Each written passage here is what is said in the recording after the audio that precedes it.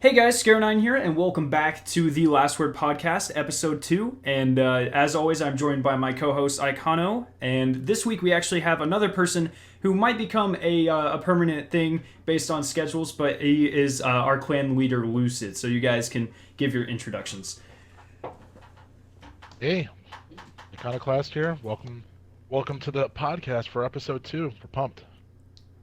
Hey, this is Lucid, short for Zero, Lucid, and hello as well. You guys don't have to refer to me or Scaro as the clan leader. You don't have to even say that anymore. Just part of the guys, hopefully. Okay, part of the guys.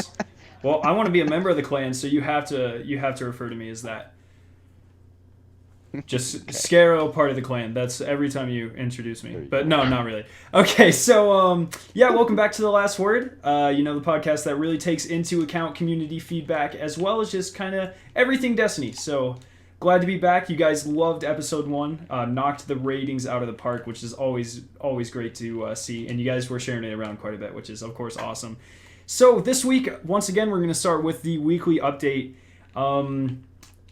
We got news of patch 2.5.0.2 coming in February, sometime mid-February, and it's finally going to include a weapon balance confirmed. Did you guys look at that, Icono and Lucid, or did you? Is this the kind of the first you're hearing about it? Yeah, I looked through it. I went through the patch notes last night. Well, not the patch notes, but just the update that they came out with last night. Same as last week. Very very vague. They're not committing to anything, which is fine. I mean, I don't necessarily need them to commit to anything. I just want broad strokes is what they're doing, and that's what they did last night. Um, I have some thoughts. I'm sure we're gonna go through point by point, but Mm-hmm. yeah, I was able to go through it. All right, awesome. And Lucid, did you check it out, or? I heard it was coming, and I think that I'm trying not to be too sarcastic, but it's like, thank God they're balancing weapons because they haven't done that before. Yeah, well, I mean, it's been. So If it's there's like, one thing, I like to be really positive about Bungie, but if there's one thing they're not very good at, it's being aptly about getting these balance updates out. They sure like to take their time out on them, so I mean, I will take off points for them from that. But so there are 5 things they were really gonna do. I forget the guy. It was the lead of the Crucible sandbox, I believe.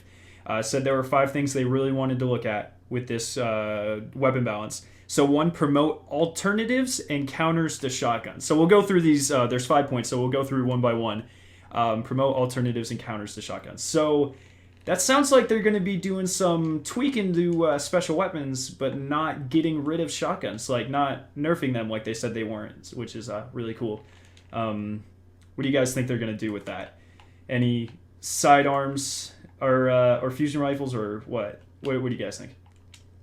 I mean, the only thing I can guess that they're gonna do is that there's probably gonna be a significant update um, to fusions and sidearms. And I mean, the other thing that they were talking about is possible primary buffs as well. Hey, that's We spoilers. don't That's know. coming. That's number 3 or 4 or Oh, 5. That's one of them. Actually, that's the it's next one. actually That's number 2. that's number 2. Okay. Well, I mean, they tie hand in hand. I mean, what I'm assuming that they're gonna try and do. I mean, this is what the community has been asking for literally ages, is to get the primaries back to where they were. Um, Mm-hmm. and that to me, I mean, if they're gonna try and make shotguns less of a beast in the Crucible by not nerfing them, the only logical conclusion to that is you got to buff everything else. So Yeah. I don't know if it's going to be, I don't know if it's going to be a straight, like all primaries get buffed, or if they're only going to work on specific archetypes. But I firmly believe they're going to be working on primaries and probably fusions, because fusions is kind of like a, I don't know if you go to Reddit anytime, but it's kind of like a laughing stock. Whenever anybody wants anything, they say, no, we're not going to do that, and we're also going to nerf fusions. So it's kind of like a running joke that fusions keep getting nerfed for no reason. So I'm wondering if they're going to bring fusions back as well. And my thought is that if there's a new update coming out, I would really like to see Pocket Infinity come back. So maybe they bring back Pocket Infinity and give fusions a slight buff. So I mean that might be all around good. Yeah. All right. What do you think, Lucid? What do you think's up on the plate for this one? yeah, I mean, you almost can't say fusions can finally come back because they almost were never present. They were good for a brief time in year one and then just gone. And sidearms never really been a very good option. So it would be nice to see them push those. And I wanted to try to make some point I thought of earlier, if I can do it quickly, is that, in my opinion, it kind of goes with what I kind of was saying with primaries. When I've researched ghost bullets and hand cannons, I'll be specific with hand cannons and then contrast shotguns. It seems like they have this, from what I understand, like a mathematical equation of how there's like a cone radius that comes out of the barrel of a hand cannon. So if you're moving side to side or backing up for your enemy, your bullets may not hit. That's why they're a ghost. But if you're moving toward each other, then you're more likely to hit because there's the cone effect. It's like some, you know what I mean? Like it's a cone radius of how your bullets come out. So it almost like they're taking hand cannons to this weird level of a simulation of a weapon. But you can take a shotgun and sprint and auto fire a shotgun from 60 yards away and it will kill someone in one shot. Why is a shotgun so arcade, but a hand cannon is so, it's so not arcade? Like, Yeah. I think that's the issue. It's like they're not setting, like, it's not all arcade. They're trying to do realistic with a hand cannon, but it's totally arcade with a shotgun. So that's I think a weirdness that I detect. I think the hand cannons got they did a buff to handlight stock, I think, a while back, and it threw everything out of whack, and they've been trying to fix it. They don't really know what they broke, from my understanding of it. That's actually number 3, so I'll go through the next few here, and then we can talk about all of them. Okay. Number 2 is aligned potency of primary weapons with surgical changes, which is so there. It sounds like they're not going to do blanket buffs or nerfs all the way across. They're gonna look at specific archetypes, which is good. Number 3 is filed down a couple of issues from each weapon class, which I presume includes bloom. And hand cannons, getting rid of that, or at least fine-tuning it, stuff like that. 4 is fix some issues with a sampler platter of exotics. I actually want to stop and talk about this one. So they're looking at very specific exotics, and they're going to fix them. So the 2 that I can think of right off the bat, the No Land Beyond has 0 flinch when you're shot and when you're looking down scope. I think that's going to be fixed. And the Red Death sucks. And that needs to be fixed. The Red Death is my favorite gun in Destiny ever, and I hate the fact that I can't use it. So what do you guys off of those 3 things? So we already kind of talked about the hand cannon, I guess, but what kind of exotics and other fine tunings do you think those 3 points mean for the weapons? Well, for exotics, I mean, what they're probably going to be looking at is exotics that aren't being used. So things like the Fabian strategy, nobody uses it. I just want to butt in real quickly. I think they forgot the Fabian strategy. I don't even think they know it's exotic. I think if you asked Scott Taylor what he thought about the Fabian strategy, I think he would laugh because he thought it was legendary. They left it in the dust. I don't think it's ever coming back. You can't fix it. I don't know. I mean, time will tell. I mean, at the rate that they're going, that probably sounds correct. Yeah. All right. Sorry, I didn't mean to butt into. No, that's fine. But... That's fine. I mean, the next one I always think of is Boolean Gemini. I mean, it's not necessarily a broken exotic, but nobody uses it. I don't know what you would do to fix it, so to speak. Maybe add something to it. I don't know. I there's not a whole lot of exotics that aren't really used that really jump out at me besides those 2. Now, as far as are we balancing... talking? This is only applying to weapons, not armor. This is weapon balance. Yeah. Okay, gotcha. Yeah, so I mean, if they're only talking weapons, I mean, those are the 2 that jump out at me personally, because I mean, they sit in my vault and I haven't touched them. Fourth Horseman probably goes in there too, right? Well, Fourth Horseman's still really good in PvE, so I don't know if they want to touch that. And I think what they're also trying to do is trying to not. I mean, it would be kind of counterintuitive, I think, to have an update that's meant to put shotguns in their place, but then buff an exotic shotgun. So I don't know if that's what they're necessarily looking for. Okay, I guess that makes sense. I don't know. I mean, maybe they are. Who knows? Yeah, I didn't think about the whole shotgun thing. That's actually a really good point. What do you think, Lucid? What exotics would you like to see brought up to I would like to see in PvP the touch of malice kill yourself quicker, that you would die sooner when using it. They think they buffed that before, but I think it needs another buff. Make it less viable in Crucible. It's already super overpowered. Yeah. No, shoot. I mean, I just feel like there's so many good legendaries that just like, why do I use an exotic period? So I don't know of any that I don't feel like any that are really broken. They just aren't, they're not exotic enough, but because you have Yeah, legendaries that are just as good. So what's, I don't know. So I don't know of any examples that I can think that are, I don't yeah, know. for I can't sure. think of any that really. So I usually save the community input till last, but Blue Jay Universe in my chat said the exact same thing, that they need to make exotics feel exotic. And I see. He says, "What's the point of using a legendary if you know, or what's the point of using an exotic if a legendary can just melt it?" Which I mean, I kind of Exactly. agree with, but you don't want to make exotics too overpowered. Like you want to. Like I understand that. I feel like the exotic perk needs to make them compete a little bit more. I feel like if the Red Death could compete with a legendary version of the Red Death, and it gets your health back if you get a kill, I think like that's enough. I don't feel like it should outshoot the legendary version of the Red Death and get your health back kind of thing. You see, like I feel like there's a really like they do need to feel exotic, but they don't need to be overpowered per se kind of thing going on. Does that Yeah, make it's hard to sense? say. Yeah. Like right now, obviously, you would never take a Red Death against the what was it, the Clever Dragon, because you're going to never get a kill versus Yeah. that.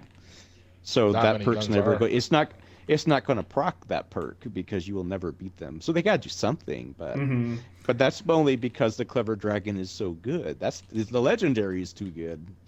Maybe it's not the exotic's not too good. The legendary is too good. So Actually, And I I think think the exotics, legendary is the issue. I don't think exotics were ever meant to be overpowered. They were just supposed to be special. mm-hmm. Whether it be having a special perk or a special look or a special sound, or maybe all three. Um, and what I think we've gotten into a rut in, if you look at year one, you talk about Red Death, Bad Juju, um, Hawkmoon even, those are all year one guns that were exotic and that felt exotic. They were different. They had things about them that were unique. What is unique about the Fabian strategy? I mean, what, I mean, I think like the most unique exotic that we've gotten in the past 2 years is probably the Outbreak Prime. Yeah. Well, Um, the Touch of Malice was very unique, but they just yeah, kind of that didn't was really. too. Yeah, you could put that Yeah. on there. I'm trying to see, I and it's feel like probably the bad that I touch. use Outbreak because I'm trying not to use raid weapons, but because I mean, if you're gonna talk raid weapons, then the Mythic class you got to Right. put that in there too. So Oh, I Mm-hmm. that mean, was awesome. yeah, I mean, I don't know. I just feel like exotics don't need to be OP, but they definitely need to be. There has to be a reason to equip it. Mm-hmm. And I'm just looking at my vault right now. I'm looking at Dragon's Breath. I'm looking at this Nemesis Star. I'm looking at uh like Land Beyond. No Time to The Explain. You know, Necromancer. The No Time to Necromancer. Explain with its gigantic muzzle flash, so you can't even use the gun. These are probably the things that they're trying to fix. They're probably trying to take these oft used exotics and make them more viable. I'm assuming by Yeah. not necessarily making them OP, but just making them special again. I think one thing that needs to happen is, man, we have like two void heavies, and one's a sword, and two electric heavies, and one's a sword. I think those numbers might be off by a couple, but and then you have 15 fire heavies. I really feel like the Nemesis Star would be used more if it wasn't solar. I truly believe that. I feel like the sleeper needs to stay solar. But there needs to be they need to change the perks. Every time they add an exotic, it's or an exotic heavy rather, it's always fire for some reason. I don't know why they do that. Um, like we don't need any more fire exotics. We have our fire heavies rather, but and then things like so we have the clever dragon. I feel like that goes back to number two, aligned potency of primary weapons with surgical changes. I feel like high caliber rounds is going to take a slight hit on this in this balance update. Because both the leading legendary weapons, the blind perdition and the clever dragon, they both have high caliber rounds, and I feel like that's a huge part of why they're so good. Because you knock your opponent. I mean, they that perk's always been a problem. They took it off the Mida because it was such a problem. Something like that's got to be hard to tweak and stuff. But do you guys think they'll do something with those or At some point, I would think they would like to, probably. I assume that is yeah. one of my favorite perks. So it is hardcore. There's even people that like the wormwood. Is that what it's called? Because it has that. Yeah.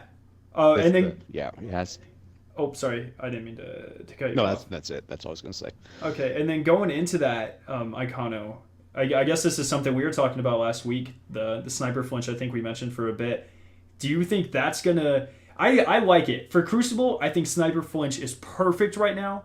I'm not a big fan of getting quick scoped while I'm shooting someone in the face. That's definitely not my cup of tea.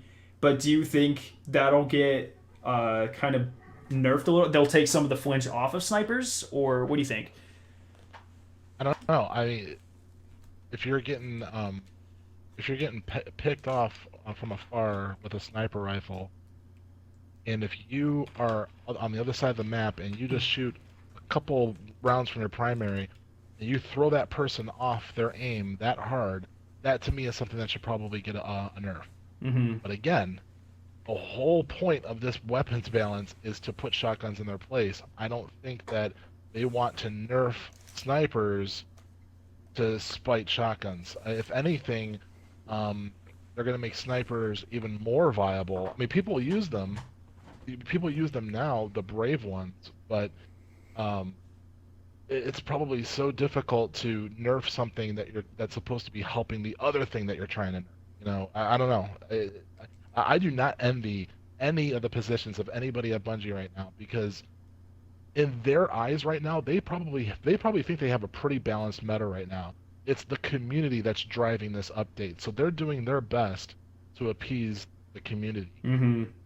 And that's the thing. It's always the vocal minority as well. It's the hardcore Right. players or the people that use shotguns but get mad because they can't out shotgun people. Is what that's what I get out of it. Which I'm not saying that things are completely balanced, but I agree with you. If I was Bungie at this point, I feel like there are more viable primaries at this point in time than there have been in the history of Destiny. But I feel like for the first time in Destiny, most of the viable weapons are legendary, not exotic, and I think that's going to be a big driving point of this. Because like we talked about, Right. exotic should be exotic kind of thing. So also, I think too that they should leave sniping probably alone, and I think that I think since people still don't use sidearms, they should do something there. But I think for shotguns, I don't know why this wouldn't be a fix for a lot of this. Like, why not take into factor if you're jumping up and down, your shotgun's not going to as easily kill because how accurate are you? Or if you're sprinting, how can you accurately kill it? Like, why don't they maybe do a combo nerf of if you're come around a corner, someone's just standing there and they shotgun you point blank, yeah, you're dead. But if they're sprinting or gliding as a Titan, how are they that accurate? Like, that might fix it, in my opinion. It's how you use the shotgun. That might be all that fix I would need. That's my Well, I think, shotgun. I think As a, the you know, thing with the shotguns is when you're in the air, I think it is less accurate, but you're hitting more headshots. More of your pellets are hitting them in the face. So I think that's why they're so good from like that. I didn't mean to cut you off, Icono. I just wanted to throw that out there. That I don't think it's really a mechanic thing as much as a headshot thing. But what were you gonna say? I mean, well, shotguns and hand cannons are both things that the hardcore part of the audience uses. Like me, I am not a Crucible player. I don't play PvP that much, and when I do, I am more comfortable using auto rifles or full auto pulse rifles, or things that I can just fire a stream of bullets down a hallway and pray to God that I get a kill. Now, clearly, that's not going to win against somebody wearing Twilight Garrison zipping around through the air who lands behind me and one-shots me with a shotgun. Mm-hmm. So what I think the problem is that the meta right now is being dictated by the hardcore. And the hardcore are good at, guns that can kill you in 1 or 2 hits. Whereas the casual players, like myself, simply aren't going to be able to compete with that because that's not who we are. So that, like, again, that goes back to my previous point of, like, I feel bad for Bungie because they're being forced into this position of doing this update. They've got to find a way to make auto rifles, even scout rifles. They got to make all of those as viable as a hand cannon. And how do you do that? I don't know what they're going to do. And here's the other thing. I'm not sure how much they're actually going to do. We only have about a year left in Destiny 1. Um, I don't know how big this update's really going to be. I don't know how many percentage points they're going to be moving this along. If are they going to do a 25% or a 0.25%? I don't know how much of an update this is really going to be for weapons. I don't know if this is going to be the end all be all that we've been waiting for you. Yeah, I guess that's a good point. We don't really know the scope of it. The good thing is, we are going to get to see it. They're going to do a live stream. They said before they announce it, or before it goes live, rather. So we'll probably see a live stream with this stuff next week or halfway through the week after that. I'm going to have to say is when we'll get to see the live stream doing all that. And, of course, we'll cover all of that information in the next episode of this, of the Last Word podcast, as well as I'll cover it on my channel. I'll probably be tweeting about it since it'll be live as well. And then I just want to go ahead and move on to the fifth statement. So the fifth thing they're going to do or look at are supporting adjustments to special ammunition, which I think is really interesting because that makes it sound like they're going to nerf it again, which I just want to make the quick point. This is going to be the third time that they've nerfed special ammo.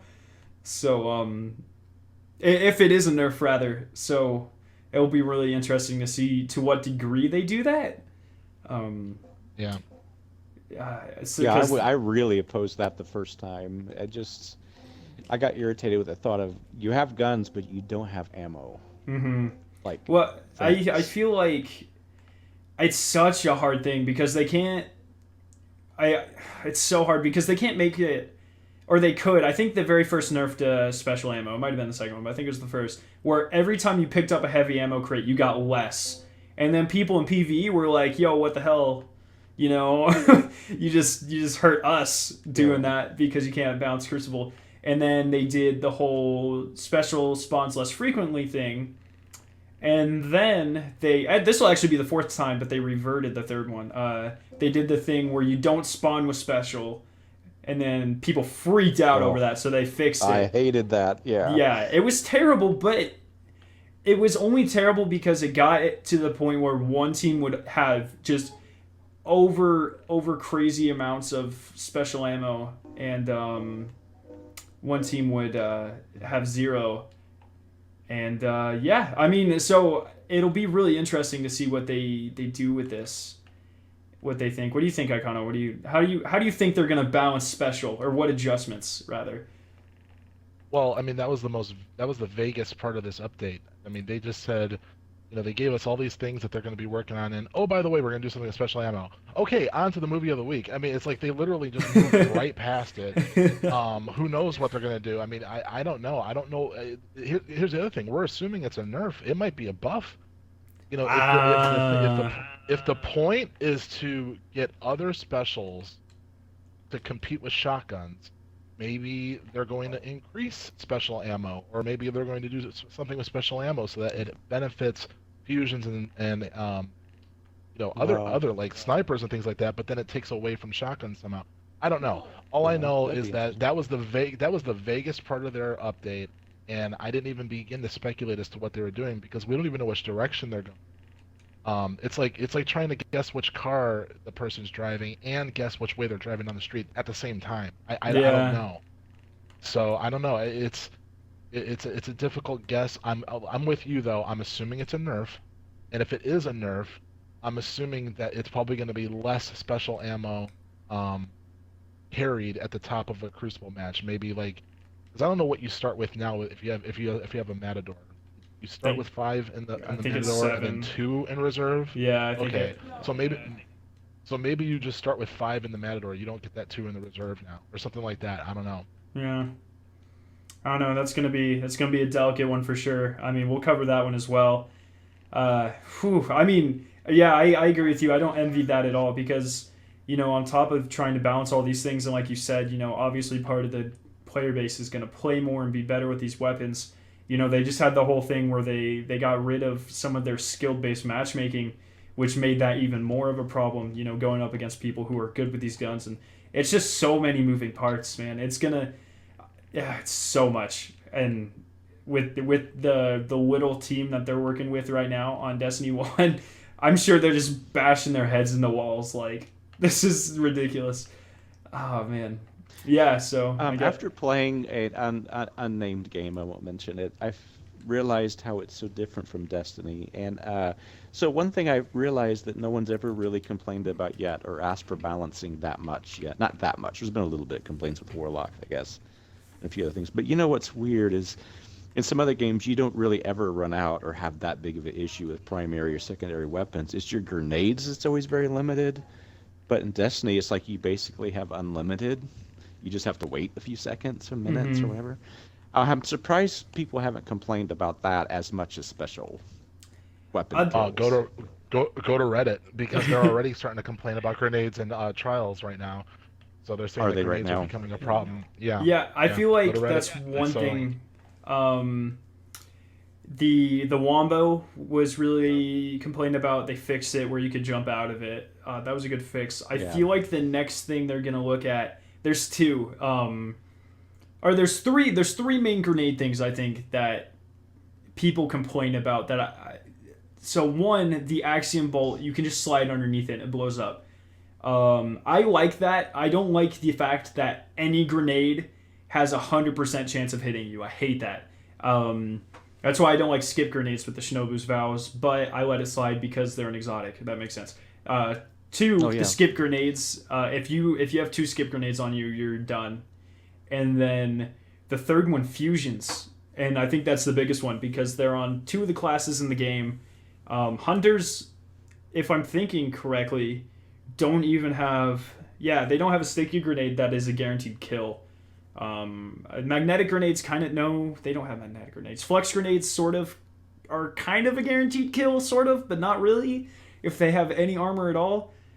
And so grenades is another touchy one because they're so different. It's like trying to balance supers. How do you compare things that's a one-shot kill versus a roaming super versus like an area of effect? Like, it's so difficult for that. And then on top of that, you have the melees. Do you guys... Okay, Icono, do you think Thunderstrike is going to get looked at all? I know you're on Reddit a bunch, and it's as big as a huge meme. Do you think it's going to get looked at? The range needs to be looked at, or maybe if the range doesn't get looked at least take the damage down a bit. That's another one, though, where, like you were saying before, like, you always have it, but you have to wait for it to refresh. I mean, I don't know. I'm not sure if that's something necessarily that broken that you need. But what that ties back into the original argument, though, that the close game Destiny is it's a coin flip. You got 2 shotgunners running at each other, and if one of them's out of ammo and that person happens to be a warlock, they're going to win because of their melee. So I don't know. It's one of those things where how do you balance, or how do you nerf that, but then not look at other things that the other classes can do? As far as like Bubble Titans being really good with shotguns, Hunters being good with the wombo combos. It would have to be looked at. All 9 classes would have to go under the microscope. And that's another thing that I just don't think they have the resources to do between now and Destiny 2. So if they're gonna do it, I hope they do it right. I just don't have the faith that they're going to do it right with this kind of time limit and budgetary. Just real quick, Icono, I think your headset might be cutting in and out a little bit. Not like I can still hear what you're saying, but it's kind of like getting quieter as you go on. I don't know if it's a connection thing, or I just wanted to do that before we got too far into the stream. But I agree with the size of the thing you're talking about with the size of the team and stuff, and I think that's a good segue into the first real topic because we spent quite a bit of time talking about that. But the first thing we're really going to talk about today, guys, is there are huge like job positions opening. So if you guys don't know, Bungie is not the only uh, company or studio rather working on Destiny 2. They're also being aided by High Moon. That's right. Yeah, High Moon Studios and Vicarious Games or Vicarious Visions. And so Vicarious Visions just put up 21 new job positions for Destiny 2.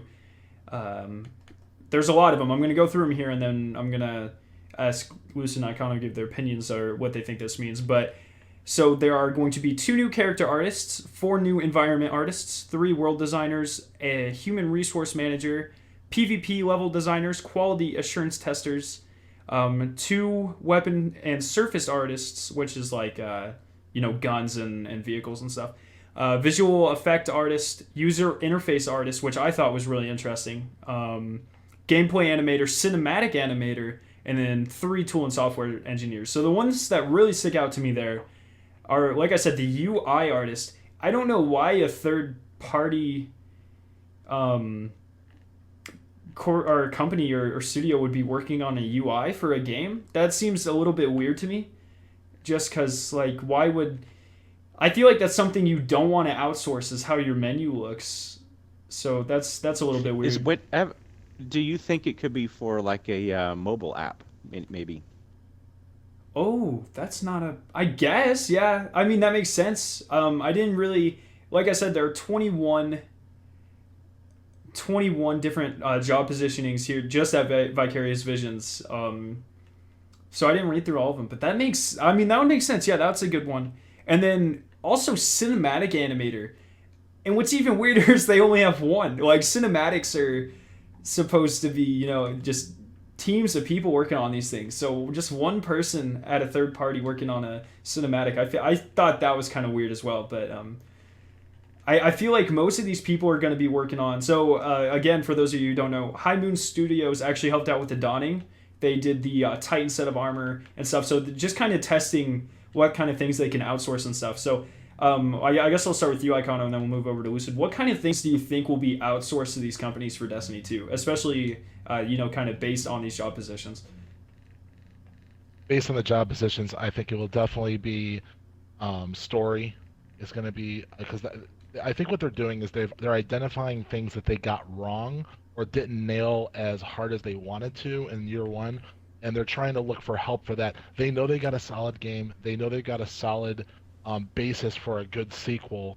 They're probably looking to fill the holes of what the community believes were the weaker points in year 1.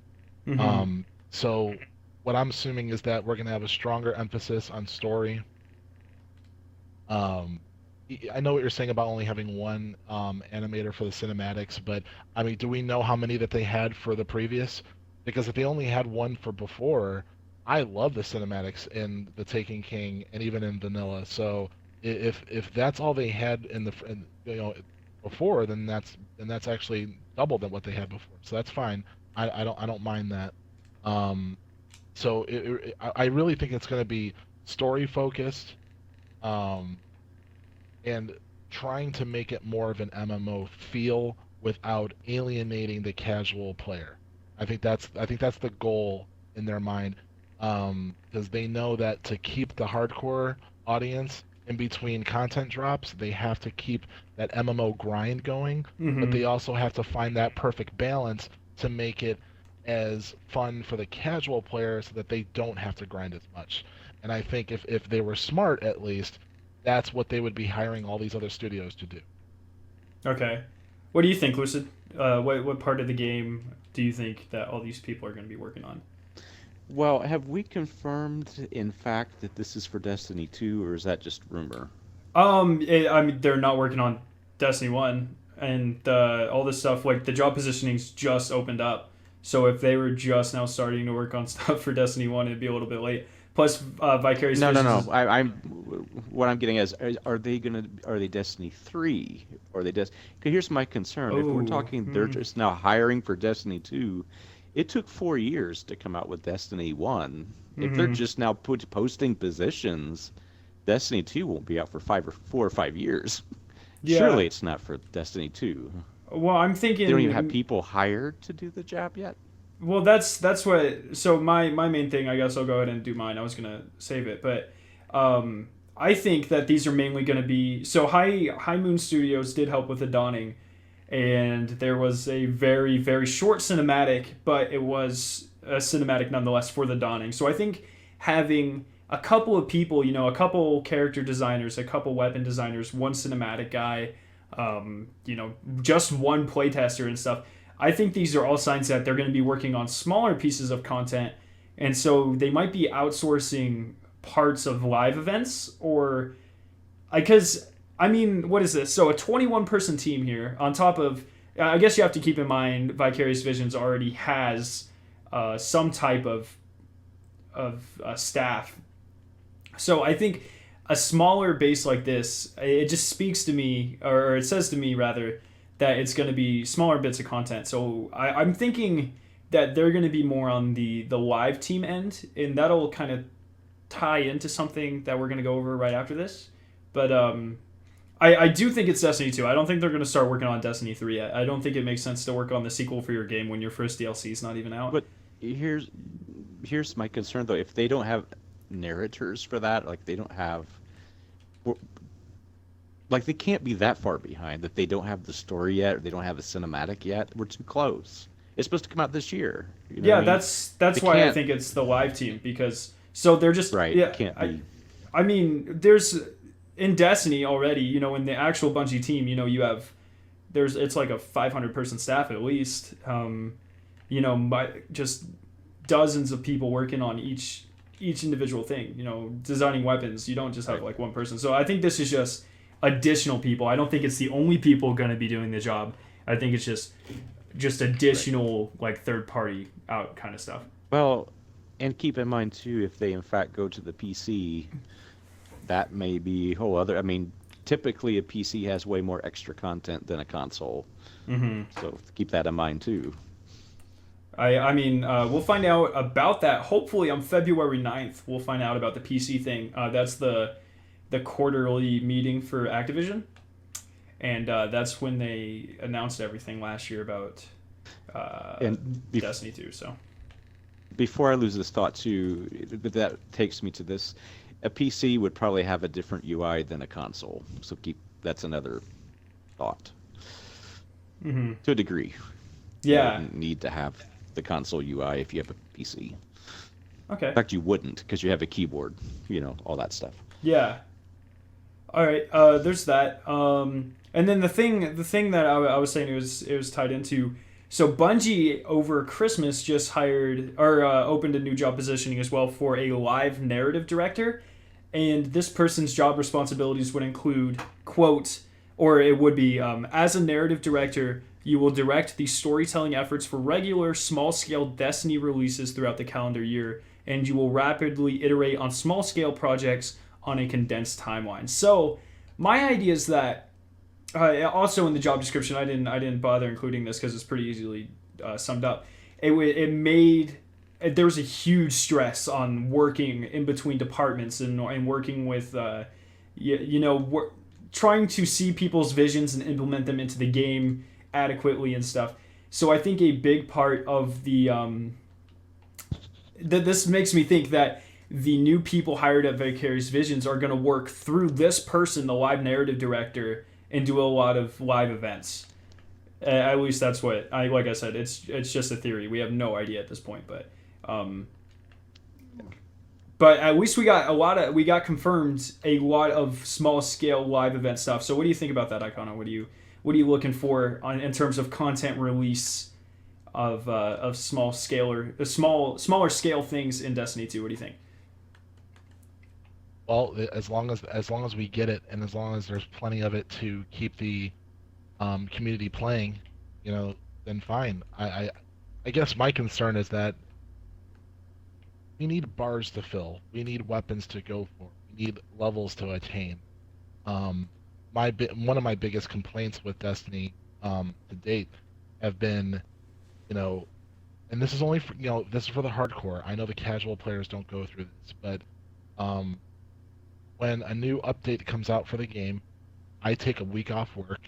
I play 12 hours a day, every day. I do the raids, I do the new strikes, I get all the exotics, um, and I get all the content done literally in a week, and then that's it. Nothing else to do. My light level's Mm-hmm. maxed, and I'm done.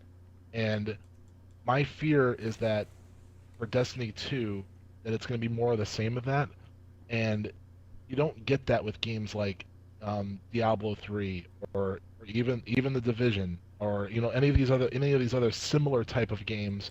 There's always a carrot at the end of the stick. There's always something to do, and Destiny keeps running into a problem where it's losing things to do. And one of my other biggest complaints is that they had really good content to do. They had the Vault of Glass, they had Crota, and they had all these strikes that everybody loved to play, like the Nexus, and they wouldn't bring it back. You have all of this content, but you're not using it, and it's frustrating to me that they had all these things, all these pieces of content built into this game that we play every day, and there was only two or three things to do that were like, you're supposed to do right now. And what I'm afraid of is that they add all these people and they add all these, to do all these new live events and everything like that. That's going to be more of the same. Yeah, you're going to keep giving me more content, but if it's spread out 6, 7, 8 months at a time, and if I'm able to max it out in a week, then what am I going to do for the other months? Mm-hmm. So I am cautiously optimistic that bringing new people in and having this new stream of content being relatively constant, I'm cautiously optimistic that that will work. I want to see what is my carrot on the end of the stick. I honestly I don't like the level system. I don't like the stop at level 40 and your light level stops at 400. I don't like that. Give me a bar to fill. Let me level to infinity. Diablo has the I think it's called the Paragon system, where once you hit max level, you can gain Paragon levels, and they just pretty much go on forever. And no matter what, you're always filling up a bar. Even if you're just killing regular trash in a hallway in a dungeon, you're not necessarily killing the boss, but you're killing the trash, and you're seeing a bar fill up. That's the kind of stuff that hardcore players want to see, and that's what I think they're going to try and bring in to appease the hardcore audience. Mm-hmm. I think you're absolutely right with that, but I just want to bring up this quick point that you gotta feel bad for Deej when this kind of stuff happens, because he has a hard enough time. It seems like at least he has a hard time giving people to give him information for the weekly update. Like, he doesn't communicate very well with the outside departments, or rather, they don't communicate with him. So they're adding these two new third-party sources. He's gonna have two more people or two more departments just to get shut down for the weekly update. I just can't. Right.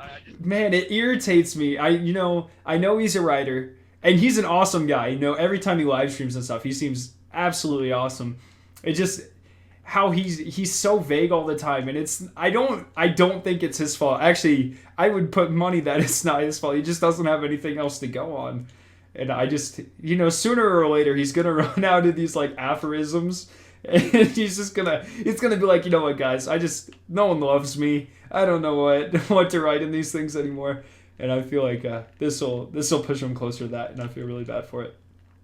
He does have a pretty loveless job. When he's bringing nothing but good news to the community, people go on the forums and they go, yay, we're getting new content. There's a new raid coming out. Everybody's happy. And then Deej's name is never brought up. God forbid that he comes out with an update that doesn't have anything. Deej needs to be burned at the stake. He never gets like the praise when it's good news. He only gets the screamed at when it's bad news. And that's why I think it's so funny, because all these people on the forums, they're always like, Deej, Cosmo, please fix your game and stuff. Like, I don't think people understand that they don't actually do any work on the game. And oh man, I'll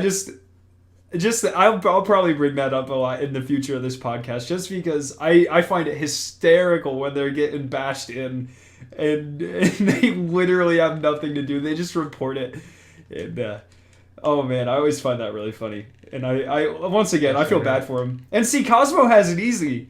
He just sits there and he picks the movie of the week. Everyone kind of forgets he's there until the live streams, and then he's one of the play testers. But Deej, man, he is the universal scapegoat of Bungie. We should do a whole podcast on that. Just all the stuff that he's been blamed for by the community and stuff like. Oh man, it's crazy. Yeah. So I just wanted to say that really quickly. You know, we're talking about all these new job positionings and stuff, but you got to feel for the people that already exist in the within the universe of Destiny. Yeah. Yeah, I'm pretty much done with that. Lucy, do you have anything else to add on the front, or you get? Well, I think in regards to, especially with what Akano said, I could go through some of that research that I had, because I think a lot of it is relevant to what he said, actually. Yeah, as far okay. as what happened up to this point. And some of it's not exactly relative, but it's kind of interesting. But I think I might as well, because I think it does kind of touch on some of the things that Kano said a bit. All right, I just want to clarify real quickly. So it's a look at the past of Bungie's employment through the Destiny life cycle to kind of guess what they're going to try to improve in the future. Is that right?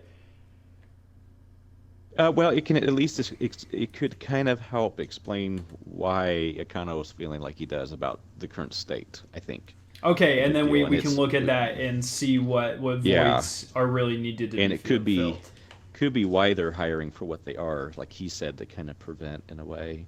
But okay. So it was in development 7 years ago is when Destiny was announced. So it's crazy because we've almost already been to the 10-year mark of it just being announced. Mm-hmm.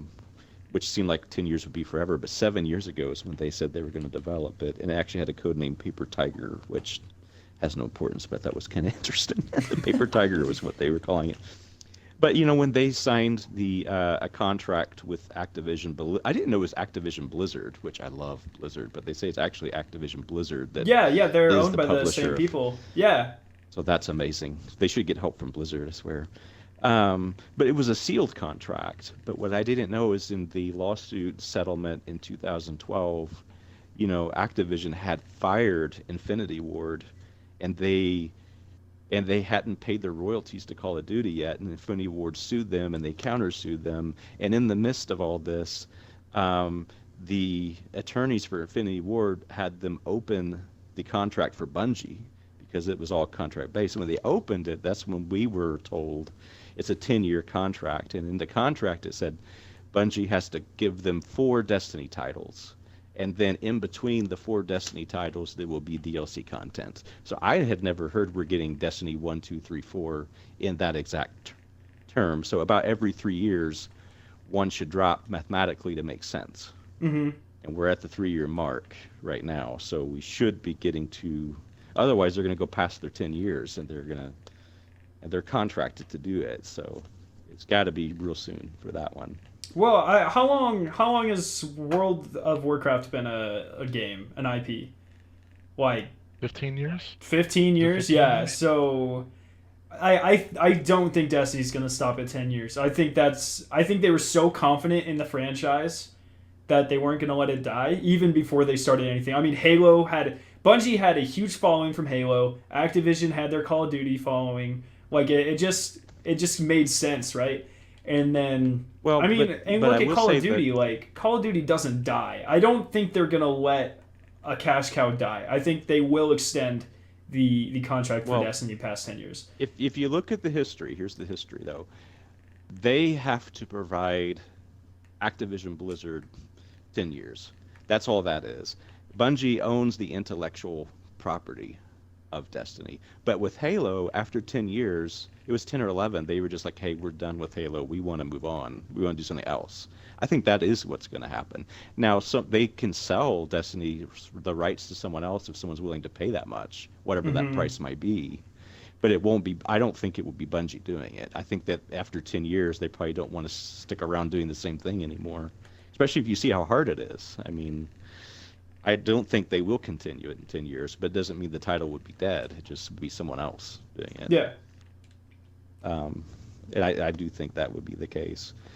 So there's that. So whenever it was supposed to come out in September 2013, Destiny originally, and the issues that occurred with it getting delayed happened. I got some specifics to that, and I think this is where it ties into some of Akano's issues with it, is that this writer It was Joseph Satin had wrote a year's worth of gaming content, and it had the narrative, the storyline, the cinematics were there. It was all in place.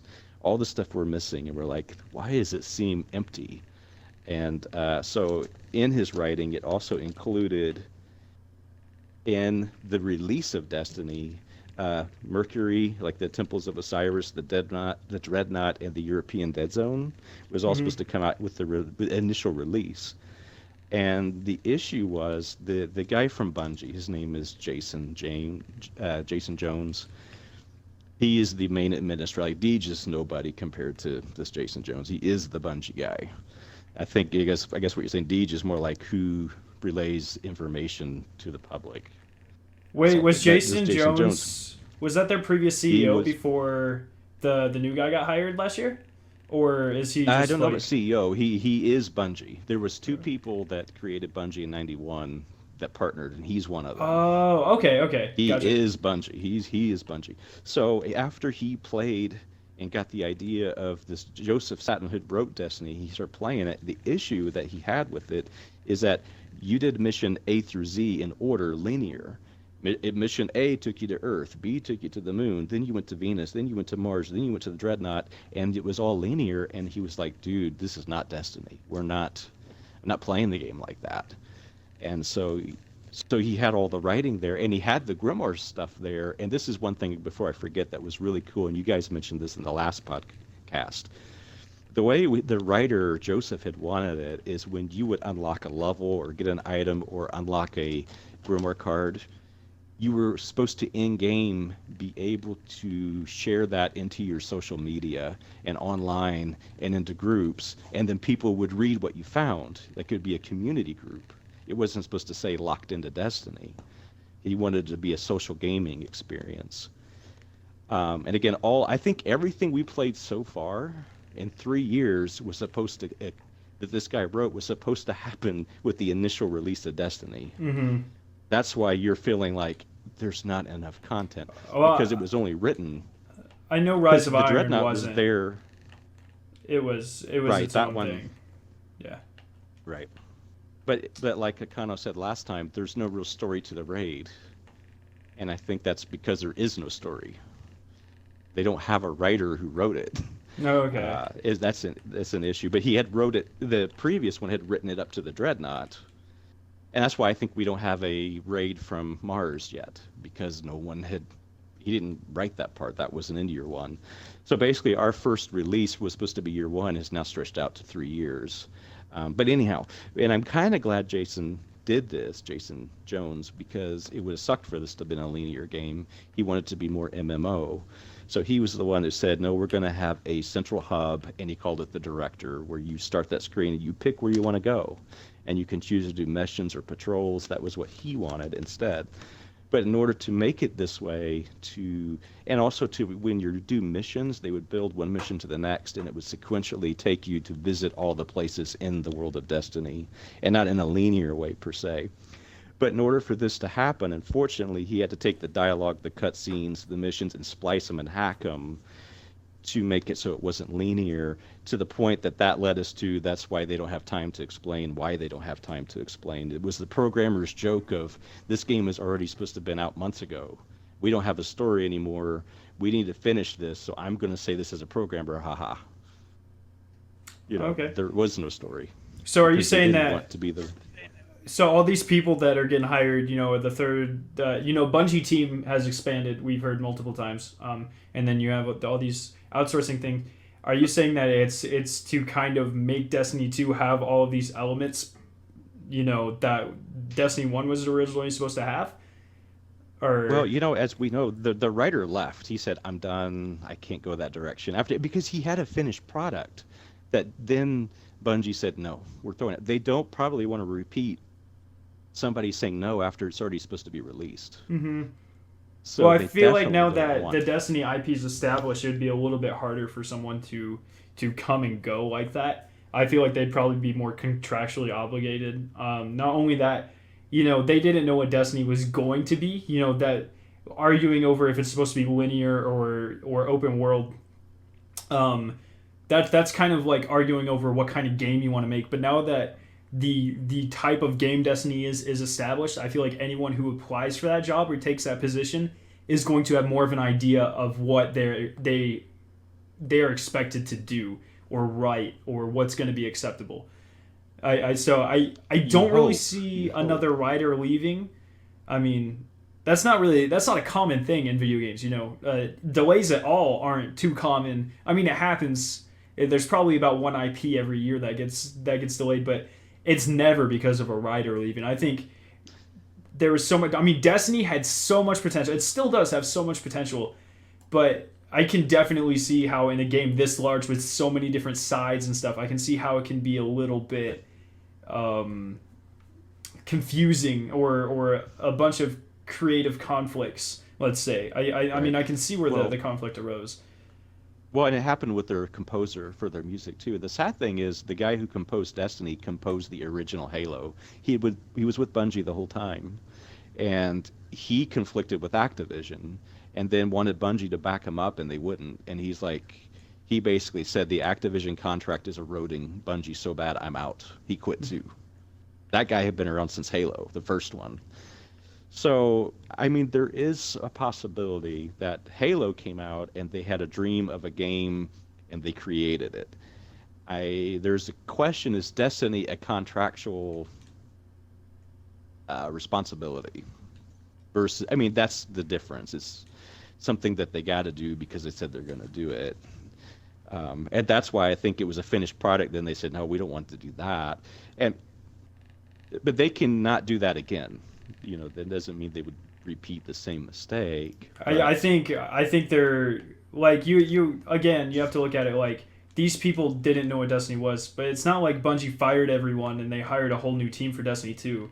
Their team for Destiny 2 is the team that worked on the finished product of Destiny 1. Like I don't see them. Like, you're not going to have a Call of Duty, like Infinity Ward's not going to start working on the next Call of Duty and go, oh, I thought this was supposed to be a World of Warcraft type game, and then quit. They've already worked on the previous one. They know what's expected of them. I don't see any internal conflicts like that arising out of it. No, I don't think it's going to repeat itself, but I do think they're going to put in safeguards so it doesn't happen again. Okay. But if you get someone who's like, I am Bungie, I say no, that could be an issue. They got to have levels. Like, there's no reason that the writer didn't know what Bungie wanted. That doesn't even make sense, but it happened. It happened. So I don't know what the issue there was. And what's interesting, I wonder if Akano knows this, Bungie started as a Mac exclusive only. Did you know that, Akano? I remember with Marathon. Yeah. And then they basically said that they did that because there was no competition. It was easy to make a hit because you were the only FPS game. So I thought that was kind of funny. The Mac didn't have FPS really, other than Bungie. So they're doing something different. Yeah, I mean, they were with Halo for a decade, and then before that, they were kind of doing Mac stuff. And now all of a sudden, they're playing with all the big boys, in a thing where they're just starting new, and it's another decade. That's why I don't think they'll do it for more than a decade. I mean, I think they're going to do it and go, okay, man, we're done. We're going to do something different. Someone else can do it. And you know how you mentioned Call of Duty, how they basically have 2 to 3 companies that pop one out every year, whereas Bungie's doing this so far by themselves, which would be a huge task. But it's also not a yearly, like, there's not a new iteration of. Like, Taken King was nowhere near the size of the base game. I mean, even with the base game going through all the cuts and stuff, Taken King was still nowhere near the size of it. I mean, out of Rage, sure, but it had, 5 story missions versus the base game's, 20. So. But what I had seen was it looked like there's a Sledgehammer production company that helps Infinity Ward, and then there's the one that starts with a T that all release. Actually, Sledgehammer is their own thing now. So we're in Infinity Ward's year. Okay. Right, they're going to do a year of Call of Duty as well. They're in a 3-year rotation now. Yeah, that started Sledgehammer and 2 or 3 years ago. Yeah. So every 3 years you get a game from one company. But Bungie is doing the same thing, but by themselves. You know what I'm saying? They're doing this 3 years. They're supposed to come out with a new Destiny, as well as everything else in between. So that's a huge task for one company to do. And like I said, I give them props for not making it linear, but I do think Because he also did say that he thought it was too much content in too quick a time. He wanted to refocus it, so he wanted things to kind of spread out, give it time. That's why they did cut the Dreadnought, the Osiris Temple, and the European Dead Zone. He just said we need to refocus on this. That's too much content. So I think again that's where I kind of might be going. Man, why is there nothing to do right now?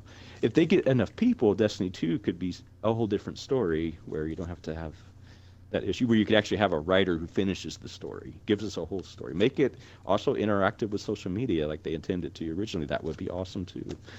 So I think they still will do something right, that they could correct all this. I think I didn't know that about the social media aspect, and I don't know about you, Icano, but I think that would be really awesome. I mean, social media has grown even more in the past 4 years, and I think that would be a really cool aspect of the game. It just shows how far ahead of their time that they were. They had this game in the can 10 years ago, when they were, well, if not even longer, that they were thinking of making this monster of a game, and they had that idea of social media even back then, before social media was really even a thing. That just shows you how progressive this game has been and how groundbreaking this game has been.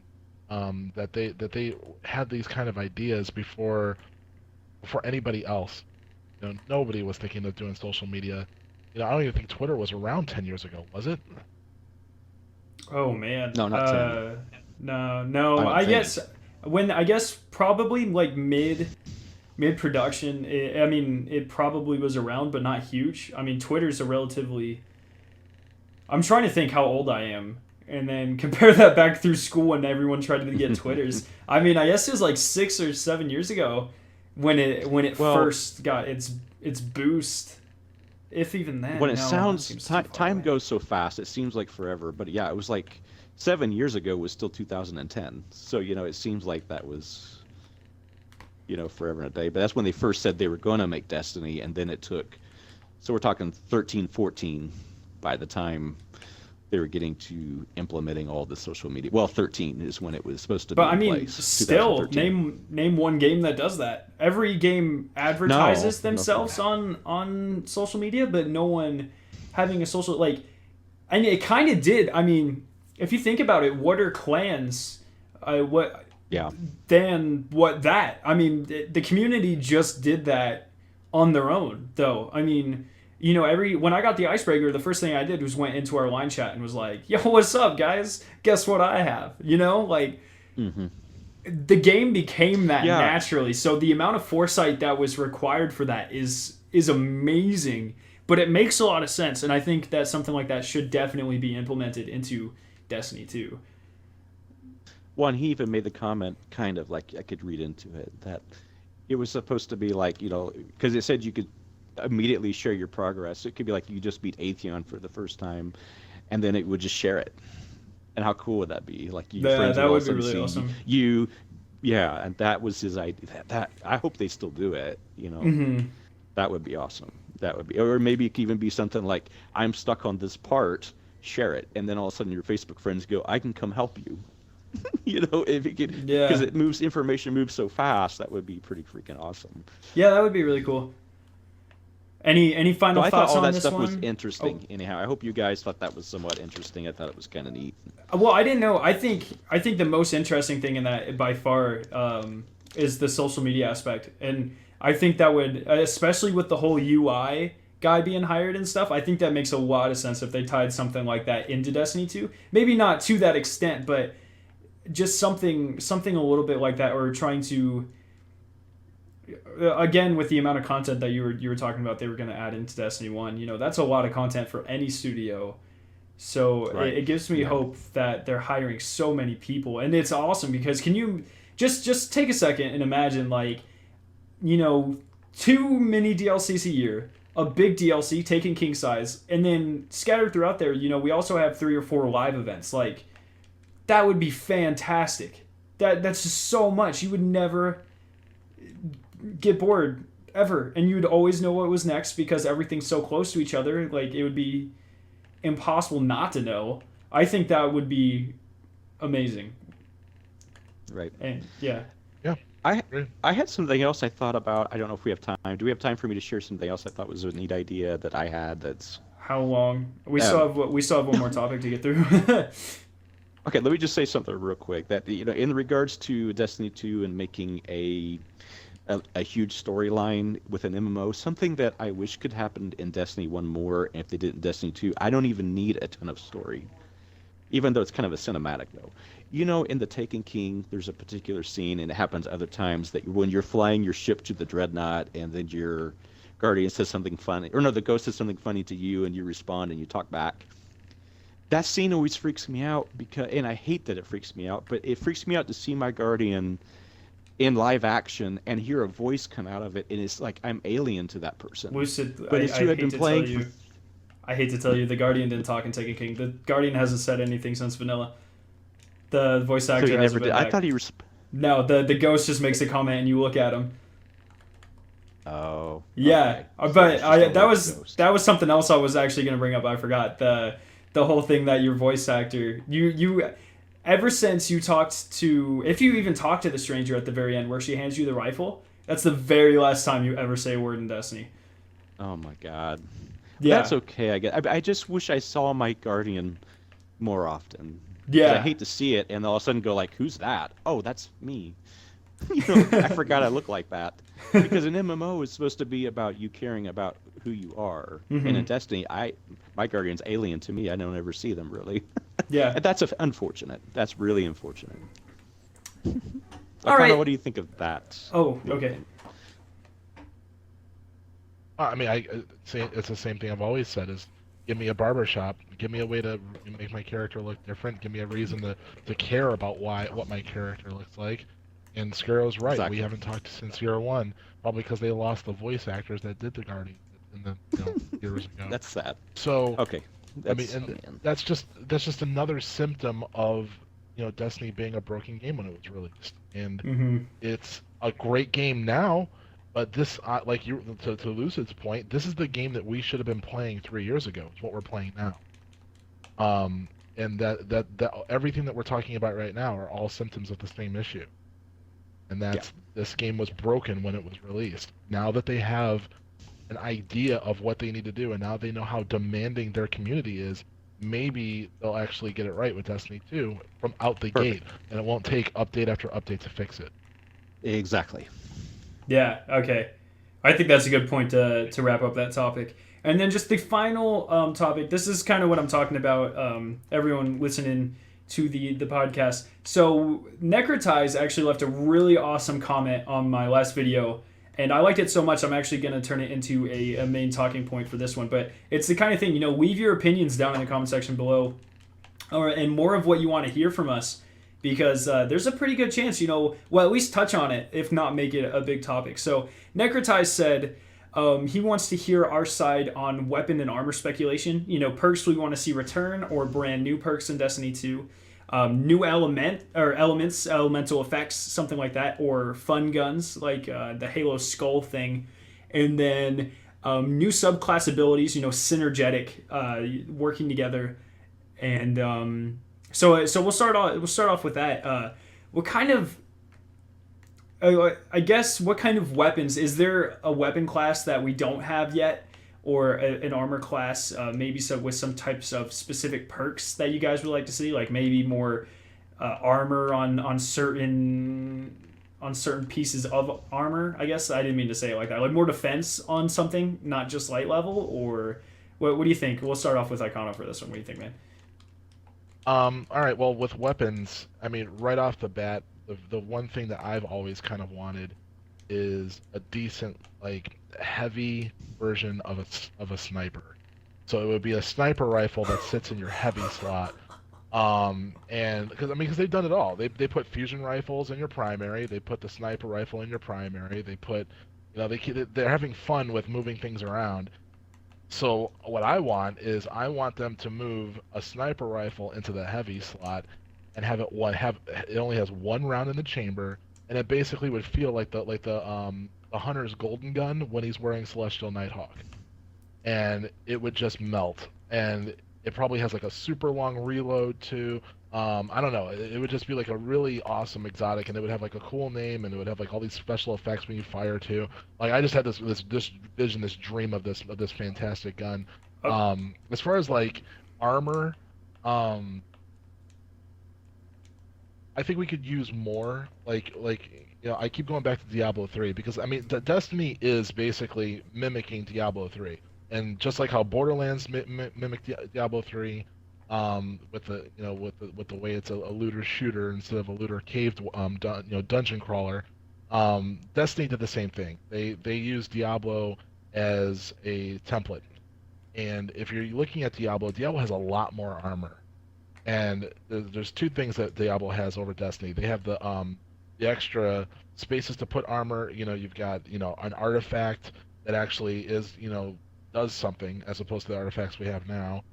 And the other thing that it has is sets, and so does Division now, I think too. Where if you wear four of the same set of armor, and they all have an ability that work with each other.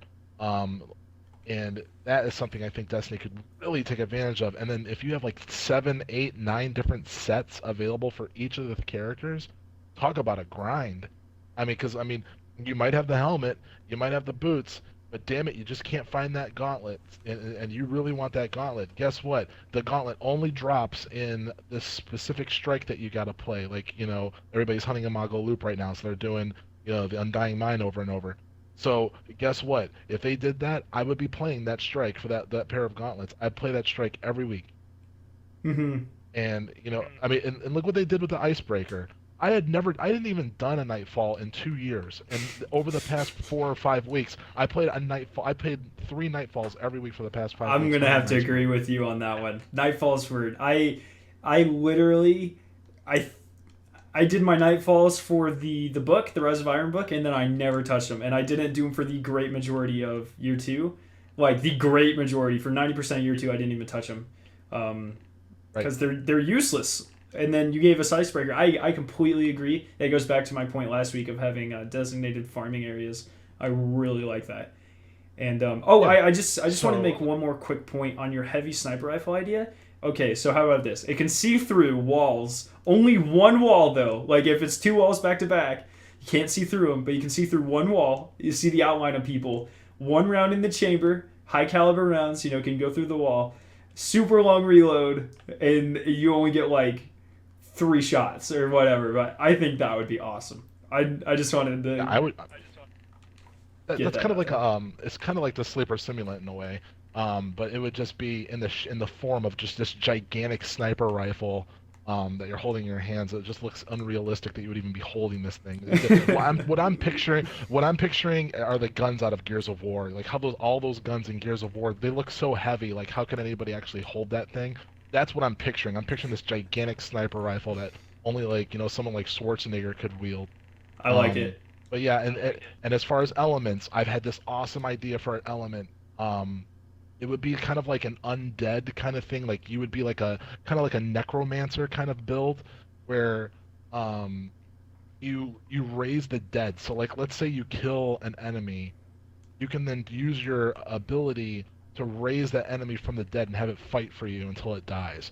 And then the other cool thing I thought is that instead of having self-res like a Sunslinger Warlock, it's super. One of the supers you could do is you could revive your ally. So like let's say your ally goes down, you could fire this bolt of like green goo at the ghost, and it would revive your ally, but they die unless they get 10 kills.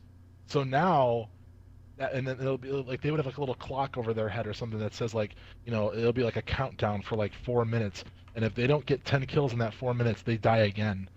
Something like that. And like what it basically would be, it would be some sort of like class where it would be based around death and like decay and things like that. And like it'll all be green based. I had this whole idea, and what's funny is that I saw it on Reddit 3 days later.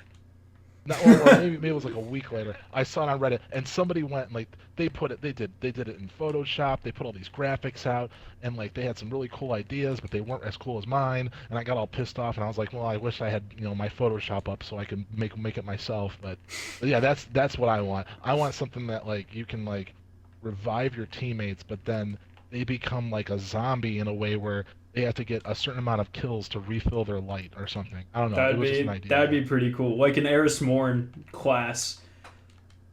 Yeah, yeah, something like that. Yeah, I like that. I've always liked the idea of ice until Borderlands the pre-sequel did it, and it was the worst thing ever. I don't like that. And then, sitting for Borderlands again, the idea of having a slag subclass, or a subclass that doesn't do much by itself but boosts the damage of your allies. I think so. Pretty much like a Titan bubble, I guess, but a little bit more fleshed out. I think that'd be pretty cool as well. Lucia, do you have any ideas for a cool Yeah, subclass or element? yeah, it would be subclass for a hunter. I think it would be an assassin, and this is going to steal from Watch Dogs, I think, more than anything. But I think Team Fortress might have done this. I don't know. Anyhow, I would love this. I would laugh so hard, and I would play the hell out of the game. But okay, so what you would do in PvE, it would be cool if it worked in PvE and PvP, but essentially you would use I don't know if it would even be a super. It would be just activated, but you would actually like if I was playing against you and we were in PvP, I would hit a button and it would say that I'm you, and your teammates would look like I was you to them, but then you could melee them, but you would have two swords, one in each hand, and you would just melee them to death. But at a glance, they would just think I was you standing beside them, and it would even have the ally thing above me. But then in PvE, you would just turn into an ad, whatever ad was near you, and the ads would think you were an ad. Then you could run around. You're not going to like have massive damage in PvE, but if you meleeed someone with both swords in PvP, it would kill them probably. Okay, so maybe that'd like be an hilarious. exotic that changed blade dancers. I'm not trying to like take away your subclass, but I'm saying they could do this. Right. So an exotic that changes super. So instead of going invisible, instead of vanish, it did that, where it made you look like an enemy. Right. That I think, yeah. Yeah. I agree, because it already has That'd the be kind of hilarious. the sword thing. Yeah, I think that'd be pretty cool. Could you imagine in Control? It'd be so funny. You would just walk in to your buddies taking a point, and they'd just stand beside you guys, and they'd just start meleeing everyone to death. Blah, blah, blah, blah, blah, blah, and then you get. I think, man, that makes me think of like the old school Assassin's Creed multiplayer, where you had to find the people, but everyone looked exactly the same. So you were just walking through a crowd of people, and then just a random person started like attacking you.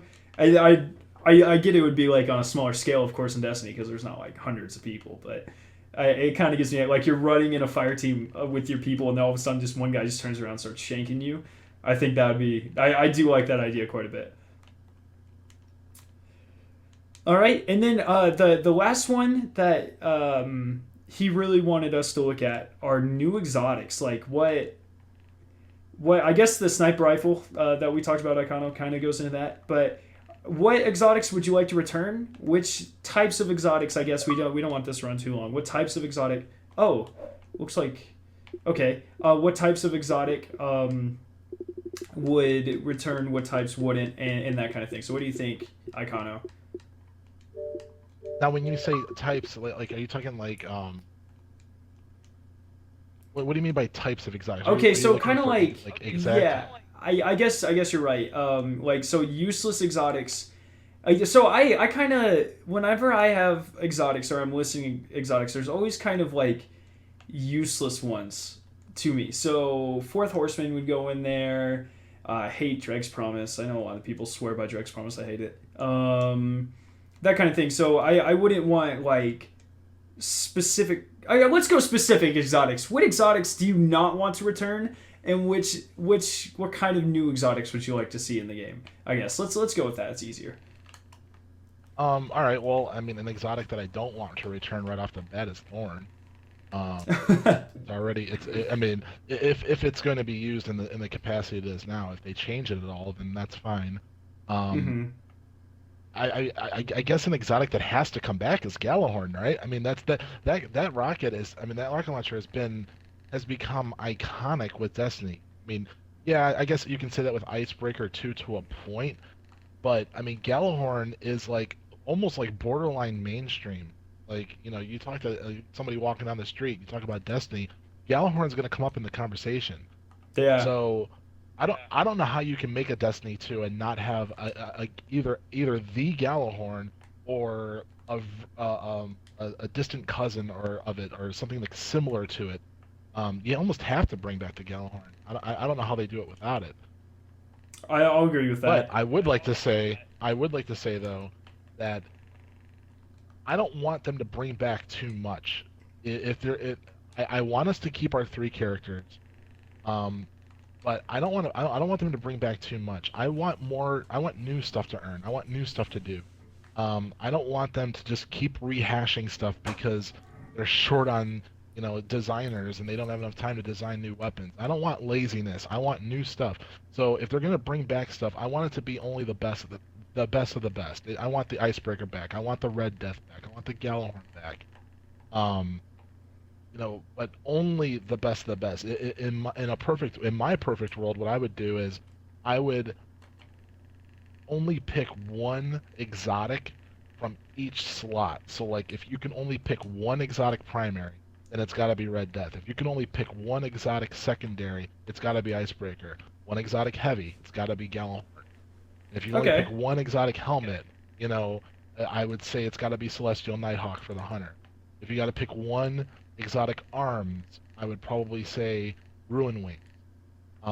If you only pick one exotic chess piece, I guess I can never remember the name of it, but it's the one for the warlock that everybody loves, or Praxic Fire maybe. I'm not sure. Um, Boots, it's got to be Bones of Ao, but I know that's already two for hunters though. But that's the way I would do it if I was Bungie. Is I would look at, I mean, they have the data, they know what we use. I would look at a spreadsheet and sort by highest to lowest and just look at who or what is the no, the most used of each exotic and just pick one, and that's what carries over to Destiny 2. Everything else gets wiped, Mm-hmm. and then give us all new stuff to use. That's I the only way I could see, you know, weapons coming over to Destiny 2 being a good thing. Is that if they do it to pay homage to what we use, but don't overdo it because you're too lazy to design new stuff. I think Borderlands did a fantastic job of that. Borderlands 2 only had maybe 10 legendaries from Borderlands 1, which in Borderlands there's like 50 of them. Actually, there's probably more than that, but no, I wouldn't even say 50. I'd say like, or sorry, 10. I'd say like they brought back like five. They brought back the most iconic ones, the ones that everyone loved, and they left just everything else and they came up with brand new ideas. And I completely agree. I think that's what they need to do. And because if you think about it, that would add so much more life to the game. I hate being shown these exotics before the game launches. Like, we knew what the Trespasser did before Rise of Iron came out. We knew that the freaking Outbreak Prime existed. We knew what it did before we ever knew that it would be a secret exotic. Hell, we know what the dubious volley does, and it's not even like in the game. It might not ever make it into the game. We knew what all those the Twilight Garrison, the Tarantella, the all the ones with the tighter Nova turn Mortis. radius. The Nova Mortis, yeah, we knew what the Nova Mortis and the Abaddon did before they were in the game. I hate that. Like, give me a bunch of new exotics, just like all new exotics except for like five, and then don't tell us what they do. Stop that. I hate when they spoil the game before they release it. That ruins it so much. And oh Yeah. man, but yeah, I I know agree. why they do it. They have to sell it. I remember when they first showed the Dragon's Breath. It was in the first trailer for Crota's End, or for the Dark Below, I guess it was. And you saw it, and it had the shark's head on the side of the thing, and it looked pretty cool. And then the guy fired it, and then it left that. It, it, it did whatever it did in year one. It doesn't do what it does now. It doesn't leave a pull of flame. I forget what it did in year one. What the heck did the Dragon's Breath do? And no, It in did year a one, blast in year radius. one, yeah, it just did the blast, but now you can hold down the trigger and blow it up whenever you want. Okay. So that ruined it for me because I was like, oh, well, that's pretty cool. I guess I know to go hunt for that. But at the same time, it's like, well, thanks for spoiling it for me too. Yeah, Um, exactly. yeah, I don't like the fact that they're spoiling exotics, but at the same time, you have to look at it from their point of view. They have to sell the game. So me, they know they've already got me. I'm the hardcore player. I'm the one that puts in 2,000 hours in this game. They know that I'm going to buy whatever they put out. Hmm. But they got to be able to sell it to casuals, and they have to show the casuals what the exotics do, or else they're afraid the casuals won't buy it. So I guess I get why they show a little bit, but you can show a little bit to sell your product and not show everything. Yeah. And that is one of my biggest sticking. Don't show too much. Like they had that one thing where they had streamers coming in and they were running through the entire strikes. So I saw both strikes. I saw the one with the ogre and the blind ogre and the dude. I saw that one, and I saw Sepix perfected. I watched both of those strikes weeks before Rise of Iron even came out. I already knew Yeah. where to stand. I already knew what the strategies were. It's like, come on. And the only strike I was surprised on was Omnigul. I didn't see Omnigul before it came out. Hmm. Um, but really, I mean, two of the three strikes you're coming out with, you're going to show full playthroughs, so I know exactly where to stand and what to do. They actually Like, did a full to me, playthrough of that's just Omnigul not too. cool. It was out there. It did? Josh Oh, I was probably telling just me missed it. about Well, it. then that's Yeah. good. I I'm glad I hate it missed it. too. I said that our last episode. I hate when they spoil everything. Like I get it too. Like they got to sell their product, but just the idea of a hive person taking the ogre's eye and using, or a fallen taking an ogre's eye and using it, like that's enough to sell your product. Show us what the boss looks like and stuff. But at some point, it becomes like reading a comic book and then not buying it and then putting it back on the shelf. And I feel like people will just watch those live streams and be like, oh, guess I don't have to buy the DLC. Or that's what it feels like. Of course, I will buy it.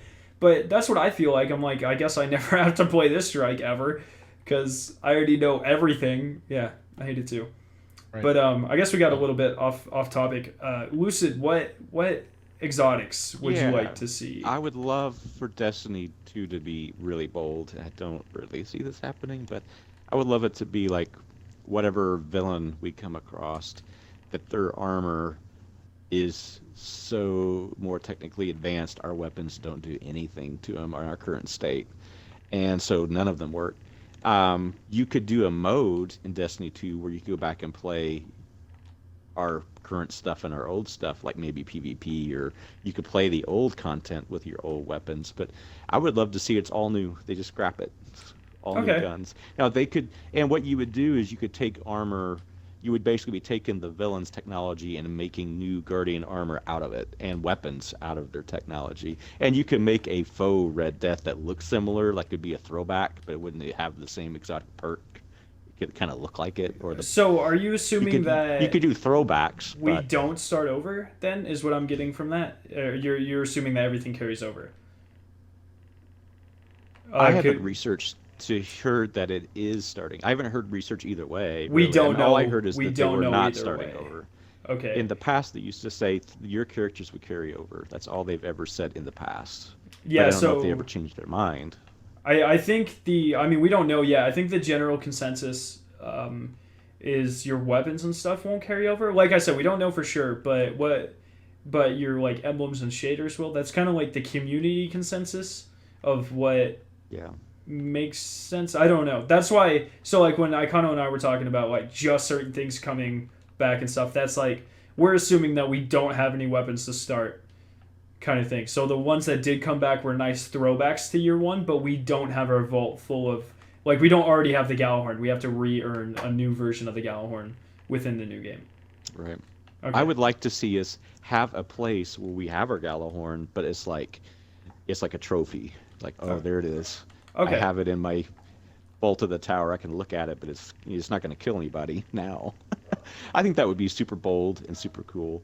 And also going with that, I don't want legendaries to drop like candy anymore. And I don't want so many exotics and legendaries. I want them to be not RNG'd, but something you grind for. Like maybe you do something, use an item to unlock a blueprint, and then you go on a quest. Mhm. Then you get the item. Make it you work for it a little bit. And like now everybody's playing, they're like, oh, this Matador's okay, but I had 4 of them already. I'm deleting this one. No one cares when they get a gun anymore. So there's too many. There's just too many. They're dropping too easy. I hope they change that. And also, this is off topic a little bit, but for Destiny 2, I hope I don't have to grind by doing Nightfall or Strikes anymore, because I haven't done them in a year. It's probably been a year since I've done that, and I really hope they don't expect it to be the same thing again, because I won't do it. I'm tired of doing it. Okay. Yeah. See, I hope they come up with a actually, new way to grind. I'm actually the exact opposite. Like, I like the fact that Matadors are so common, just because, you know, it makes let's go with the grasp. Like, I like the fact that you can get a grasp in like 1 out of every 5 runs of Omnigul, because I can really strive for that god roll. Aikano and I were talking about that last week, how farming is such a big part of what I love about these games. That's why I want them. I was actually talking about how I want them to do that with exotics too, making them have different perks, making it so we had to farm these and get a bunch to drop so we could get our perfect version. But I would say to that, didn't Destiny take away the option to farm? You can't farm it. Like, that's why I was saying randomly. That's why I was saying, like, that's what I want. I don't like the random part. Yeah, I don't like the randomness of it. I would rather you have to farm it, but that's not an option. Well, if you think about it, like the Matador, you have to play Crucible. It's kind of farming. It's like... Yeah, but you could do it by... Well, yeah, I guess. I think that's the only way to get Matador, is you have to play Crucible. Same thing with the Party Crasher and Crucibles. I don't like the idea of you progressing by just playing mindlessly. I don't like that. Like, I talked to someone like OG, he's like, I became level 400 a long time ago, and I never did a raid or a strike. I didn't do any of that stuff. Well, that's just to accommodate for people that don't like doing the raids and stuff. I mean, that was done on purpose. There's so many different pathways. I get it. They were too easy. Yeah. It was too short, too easy. I just, when they didn't have them, you know, you had people complaining, like, I don't have 5 people to do a raid with, kind of thing. Like, it's kind of like a choose your own adventure. Why does OG need to be level 400 if he's not ever going to be a raid? I guess that would be, like, why does it matter? He's only PvP. Trials. I mean, it would matter in trials, but that doesn't have to be the same mechanic as a PvE level system. You know what I mean? That could be a whole different thing. The only reason to level up in general is for PvP. The only reason you ever want to be 400 right now is for Iron Banner or trials. There's no reason to be 400 for any of the PvE content. I mean, what's the hardest PvE content? Probably the raid, right? The recommended light level's 370, or I think 385 for the hard. 385 for the hard, and the Nightfall's 390. So there's something wrong with that, in my opinion. There's something wrong with that. So there's literally no reason to go for max level aside from just the grind. And right now that's a problem. That goes back to my point. Give me a bar to fill.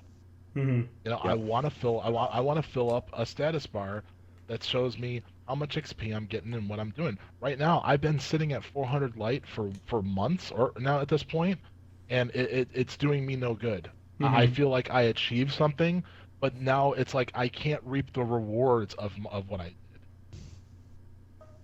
All right. Well, I think that's probably a good place to end that one, just because we've been going kind of longer than we meant to. Yeah. So let's just go ahead and go into the community input. There hasn't been as much this week, but I see Flash Assassin really doesn't want them to mess with special ammo. He says that nerfing it won't do anything, that they need to buff everything to do that. I think there's a kind of... I think saying that nerfing won't do anything is kind of extreme. You know, my personal opinion, I think things, you know, nerfing and buffing are needed, of course. I think a good way to put shotguns in line without nerfing them physically, like breaking them again, would be to tweak the heavy, or the special ammo, rather. Do you guys have any opinions on that? Do you agree with that? What I've always said on it is, if there's an issue with the gun, the fix isn't to take away the ammo so you can't use it. That's never the fix. That's stupid. But it's not the gun, it's the gun class. Like, and it's not... The problem isn't... fix the class. It's not that the weapons are too powerful. Like, they've tried nerfing shotguns, like, time and time again. They took away shot package. They nerfed rangefinder like 30%. The spreads increased They've taken away fire rate. You don't get as much ammo. Like at this, shotguns are meant to be one-shot kills. They are meant to be close-range weapons, which they are. I mean, I don't know if you've ever fired a shotgun in real life. It shoots a whole lot further than 50 feet. Especially a buckshot. But it spreads. The more the distance, the more it spreads. I mean, it does spread, but it doesn't spread as much as a Matador does in game or a Party Crasher. Like, I get it. Like, I understand balance. I understand it a lot, but I think that you need nerfs and buffs. I think saying that you only need one, I think that is mindless. I think you're not really thinking through the problem. I mean, right. It's balancing one side of the equation but not doing the other. And right. Yeah, I think that needs to be fixed. What do you think, Icano? I agree. I when you're talking fixing a class, I'm not sure how you do that. And I think that's kind of where Bungie's at right now. That's why they're going to be messing with the special ammo, because they don't have a catch-all fix for all shotguns or all snipers. They don't have like a way of doing that aside from limiting your access to them. So I can see where Bungie's coming from, where they're thinking, all right, people are pissed that people are running around too much with shotguns. So guess what? We're gonna cut down their special ammo. That way they don't run around with shotguns as much. I guess I get it. That's still not the best. Like Lucid said, it's not the best route to take, but it's clearly the easiest. The easiest. And it's the Occam's razor for sure. Yeah, and unfortunately, I keep going back to this. It's lazy. And it's very lazy. And how would that affect you, Akano, in PvE then? It would. Every change that they've made in PvP has directly affected me in PvE. Right, and shotguns in PvE kind of suck. So now they're going to just be useless again. Well, see, if they just change like special ammo spawns in Crucible, it has no effect on Icano. Like it literally doesn't. If that's do anything. all it does. Yeah. If that's all it does. See, but doing a blanket nerf to shotguns won't make it any better. It'll make it worse. I would rather them not. I think my point is, if they think the only fix is take away the usability of it, then don't do anything. That's not a fix. Just leave it alone. That would be my solution. Making me not be able to use it doesn't fix that it had an issue when I used it. So if you're not going to fix it, leave it alone. Yeah. All right. And then the next one's from Morbid Whale. He says, make No Land Beyond better than the Matador. I disagree. Get rid of No Land Beyond. Take it out of the game. I don't like it. It's dumb. It's so much fun to use like in private matches with friends. But I swear there's nothing more aggravating than getting one shot in the face by No Land Beyond. That is just, oh man, beyond irritation. I know. Icano, have you ever used a No Land Beyond in PvE before? Not in PvE, but I have used it in PvP. But it has no use in PvE, right? Well, it did in year one when you wanted to drain all your primary ammo to do the Okay, so he won't miss it. Get rid of it. No, I like fun guns. I'm just kidding. I do like it, but I don't think it should be better than a Matador. I think the only change that needs to be made to No Land Beyond, like I said, there's not enough flinch whenever you shoot it or whenever you're getting shot with it. I think that's the only thing. I think it's in a good place other than that. I have to ask a noob question. Yeah. Is the No Land Beyond the shotgun or the sniper? I always get these names confused for some reason. That's a sniper. Oh man. Yeah. The Matador. So they want that to be better than the. I'm trying to understand how it could be better than the Matador if it's a sniper. I think it was more of a joke. Okay. Yeah. Like, what? Yeah. It's easy to remember because there's a sniper. I forget his name now, but in Russia and during World War I or II, one of them, and that was his weapon of choice was that kind of sniper. And he said he's famous for saying there's no land beyond the Gulag, meaning if they crossed the river, it was kind of over. But it's I don't know. That's how I remember it. But that's also I always respect anybody who kills me with that thing because the reload time is so long. I always give them props. I'm always like, hey, good job, because someone else is going to probably kill you before you're reloaded on that thing. Yeah, I think it's fine. I think it's kind of cool. You can sprint cancel it, and it cuts it in like half, but I agree with that. Oh. Yeah, I mean, That kind of it's sucks. But yeah, it's long. I mean, I know it was a joke, Morbid Whale. It was I I think it's in a good place. Like maybe the stability needs to be wrecked a little bit, but what's the exotic shotgun that you use as primary? Because that's what I thought he was talking about. Universal first. But remote. what's that one Universal called? remote. Oh, okay. I that thought he thing was needs to talking be about that taken first. out of the game. Gotcha. This is not a joke. I'm being serious. If I woke up tomorrow and that thing had never existed, the world would be a better place. And I will stand by It is that. an exotic, at least. It is an exotic, and god dang it feels exotic, but holy goodness gracious, if there's one thing that irritates the hell out of me, it is Titan skating juggernauts with the universal remote. Gives me a hernia every time. Like I can just feel it I happening. rarely see it anymore, though. Oh it did my seem God, to go it's away after the so nerf. bad. Wait, Yeah. no, man. Go into control. No, better yet, go into supremacy, Lucid, then come back to me after one match. Yeah, it's bad. But All I see is Clever Dragon, to be honest with you. Yeah. I don't see anybody using anything but Clever Dragon. and I think like we were talking about at the very beginning, I think that'll be fixed here soon. I guess we'll have more to report on that either next week or the week after. But that's pretty much all I have on everything. Icano, any last minute thoughts? Or are you good? No, yeah, I guess we're good. I mean, honestly, we're at this point, we're just in a holding pattern until the earnings call. Yeah. I want to see what happens with that. And isn't there a big game show that comes out before E3? I know Game Developer Conference, is that coming up? PAX is coming out soon. PAX South is here. I think PAX East is where everything usually, if anything gets announced, that's where it is. And then what? Not E3. Yeah, GI or GE or something. Yeah, I know what you're talking about. There's another one. I think it is a G, but All right, well, it's Game Developer Conference is the one GDC. That's what I'm thinking of. I can't remember if that just happened or if it's coming up.